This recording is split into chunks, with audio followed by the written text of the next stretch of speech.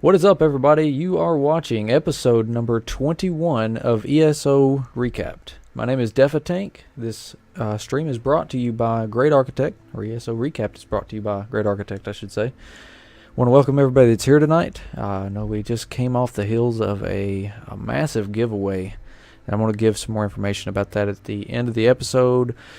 But for this episode, what do I have in store for everybody? We're going to talk about patch 1.0.7 update. We're going to talk about the interactive map update that we've gotten on the website. And the console version delayed. I'm going to give some information about that. And lastly, going to talk about the big giveaway that just happened on my stream. So first up, we've got patch 1.0.7 update. We're going to go through these points that I felt was really most important out of this. First, under the Alliance War, you can no longer use the ability Bolt Escape while carrying an Elder Scroll. Next, under Combat and Gameplay, you've got Vampire. And this was something that a lot of people was asking for to be fixed. And it looks like they've done it. So first, under Vampires, you've got fixed an issue with the ability Bat Swarm, so it will no longer stack with itself. Instead, it will refresh if it's recast. Second, about Vampires, they reduce the cost reduction per stage of Vampire abilities. And 3, they reduce the movement speed bonus of the ability Misform. Under Werewolves, they made some adjustments to Werewolves, and I've seen this one personally, and I don't know how many people have seen it, but it is a problem that they did fix. They fixed an issue that would cause some Werewolves to retain the speed boost indefinitely. Under Dungeons and Group Content, Veteran Rank Dungeons, specifically Darkshade Caverns, they fixed an issue where you could gain more loot than intended from bosses.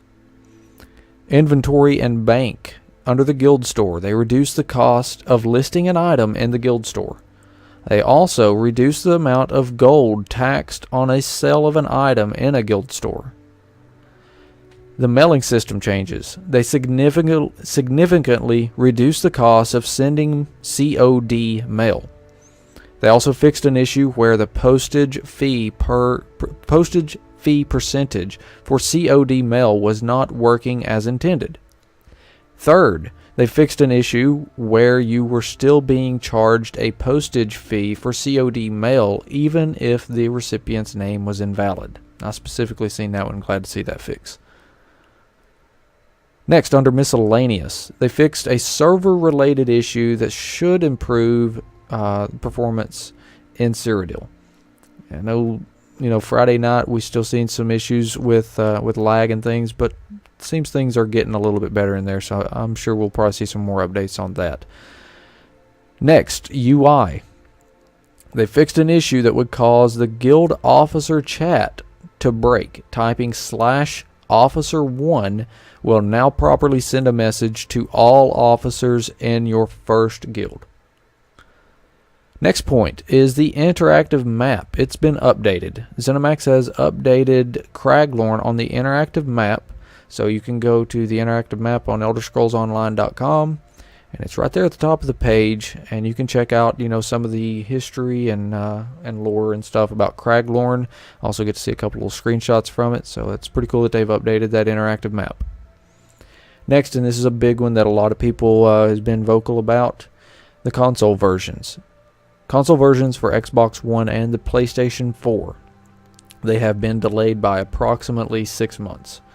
ZeniMax has said that they're dealing with some unique problems with these platforms, and they want to ensure that they deliver the experience fans expect and deserve.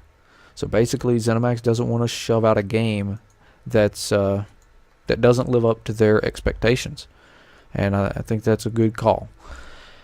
Now, what are they doing for everybody? Because they're delaying it 6 months. We're already 2 months behind on the consoles from PC and Mac. Now we're additional 6 months.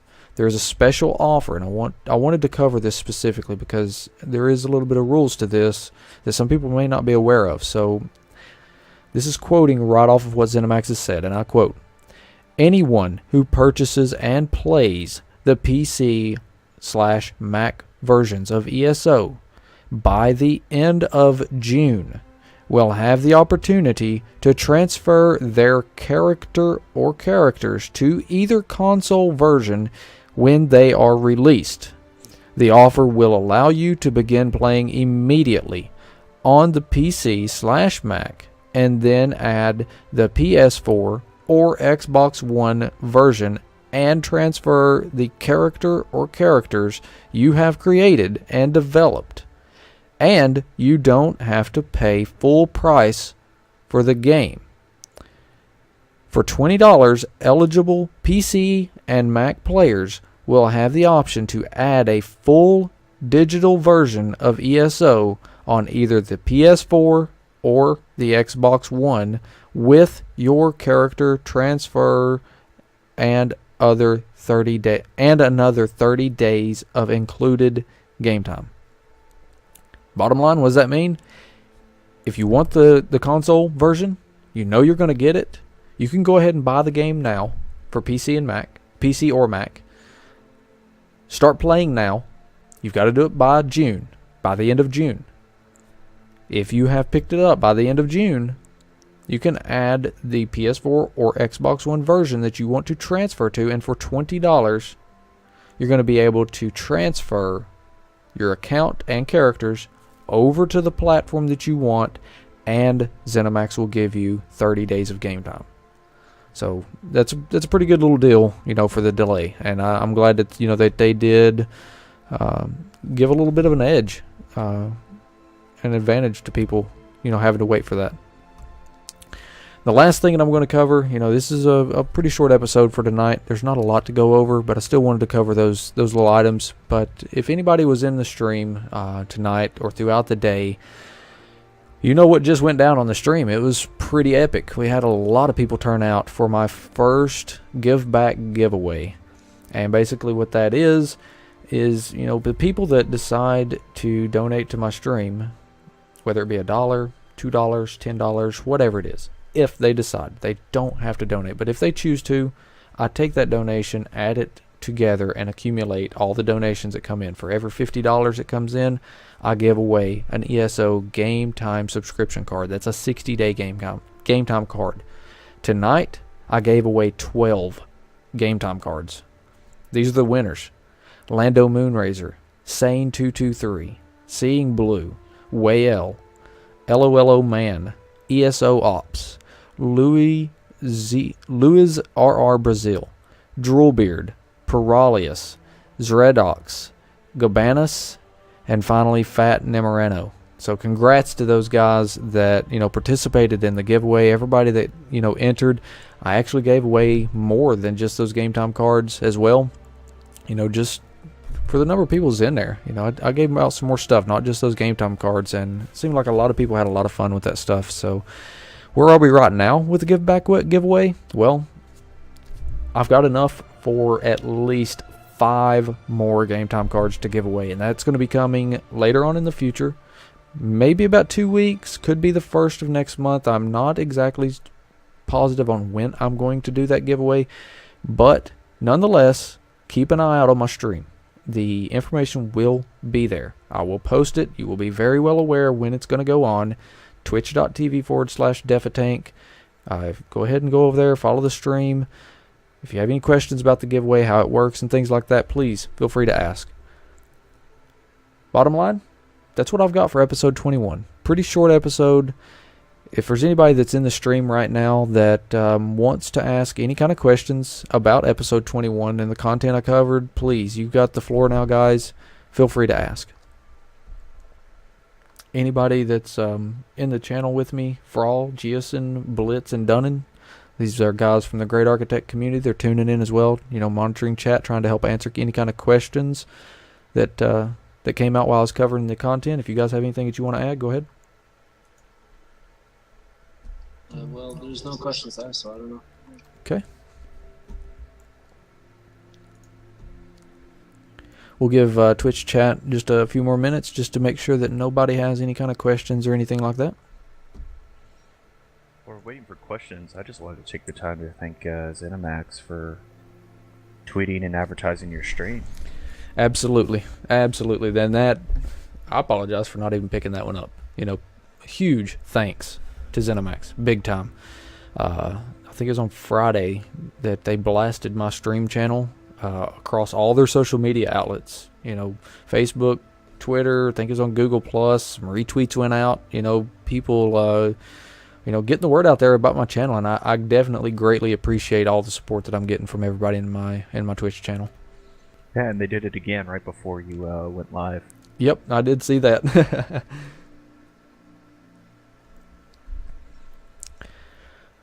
All right, that looks like it. That's all the questions and stuff for episode 21. So I know that it's. Zredux has one. Oh, sorry, didn't see it. Zredrox, yes, the character transfer thing. Not sure if they mentioned it, but will the characters then be on both PC and consoles? No.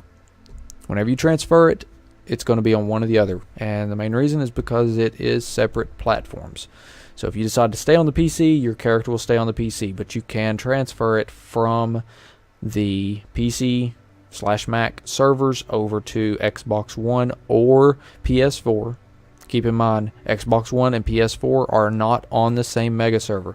That character will be on whatever server it's sitting on. It's just like the EU and NA servers. You make a character on NA, that character will be on the NA server. You can't log into the EU server and get that character as well. Also, one thing that hasn't come out yet is if EU and North America are going to have separate console servers. That's something that I've seen in the past on other MMOs that have been on those particular consoles, so it's something to keep an eye on.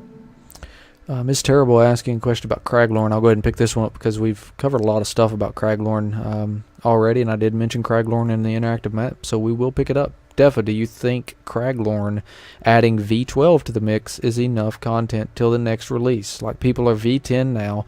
Shouldn't take that long to get to V12.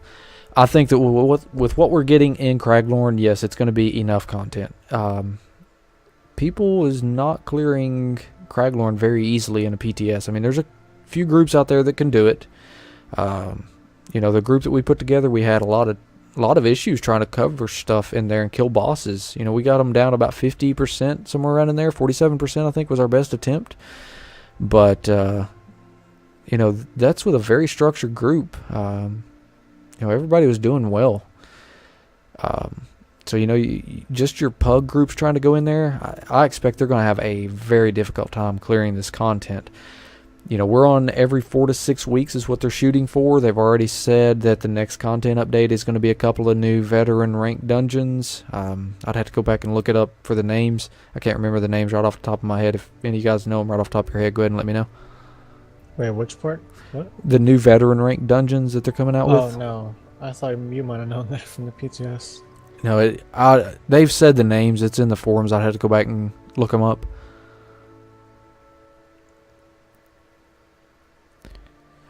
Nonprofit, do you feel there should be advantages/perks associated with mixing armor types as opposing to wearing just one type?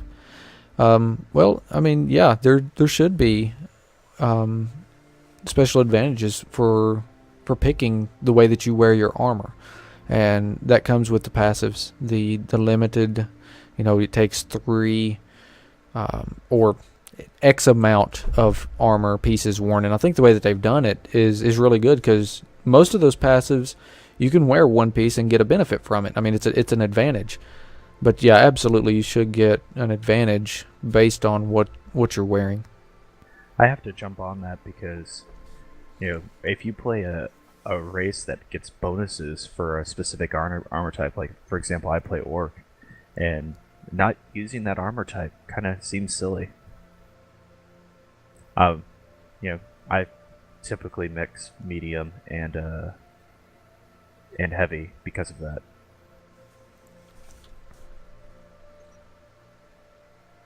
It can also make a difference in terms of if you change your mind about your character later, because you can always reset your skill points. So if you do decide to make a change and you already have levels, then you aren't going to be so far behind at your level for the content that you're going to be doing. So, Angamir, that's a very good question. I have no idea, but he says, do you think they will let you change your skill morphs without doing a full respec. I have no idea. I mean, it would be neat to be able to see that because, you know, a lot of people know what abilities they want. It's just they want to test those morphs out. They don't have to go back and refund everything on those. I would actually have to say that probably not let you undo the morphs for free or anything like that, but perhaps what they should look at. I've seen quite a few other people suggest this as well. If they let you just redo the skills in certain of the subtypes for the skills, you know, like world skills and guild skills. Like if you want to redo your crafting skills, you should just be able to reset your crafting skills. Right, and I know we kicked around, we talked about this for a while one day.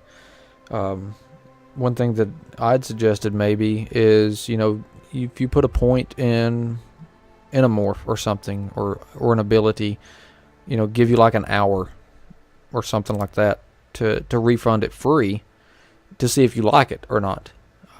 Just a one-time thing. It's like, bam, you just put the skill point in there, you've got an hour. After that hour, you got to do a respec. And I don't know, I mean, it's just another idea and a way that they could go with it. Could just do a morph respec too. I mean, there's Takes away all the definitely points on the morph. there's definitely a lot of different ways that they could go there, you know, and that's, you know, if you have ideas and suggestions, /feedback in game. Whenever you log in, do /feedback, type up your suggestions to Zoss, send it to them, you know, tell them why you feel like that needs to be done, and give them a reason. You know, I've said it since the beta, even in beta testing, you know, it's no different now.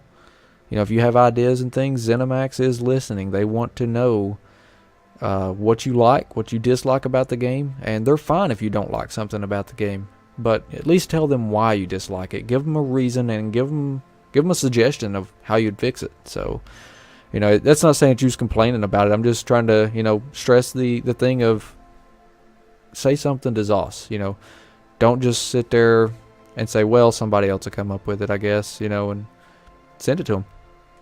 Cause deficit, so yes. Yeah, the suggestions forum is your friend.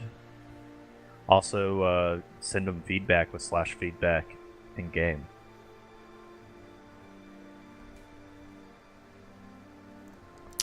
Nonprofit is asking, do you think ESO should add player housing in the future updates? Well, they're talking about possibly doing that. It's something that they're interested in. They've not said guaranteed it's coming or whatever, but they are interested in it.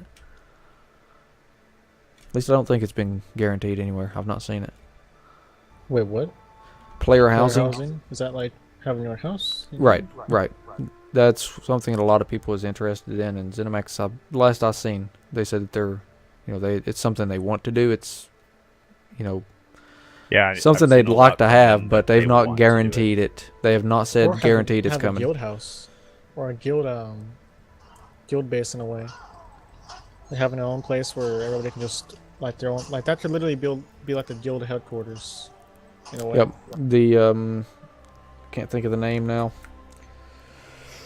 Whoa, what is it? Shit, slipped my mind. It's guild something other. Guild halls, I think that's what it is. Guild halls? That could be, yeah, guild halls.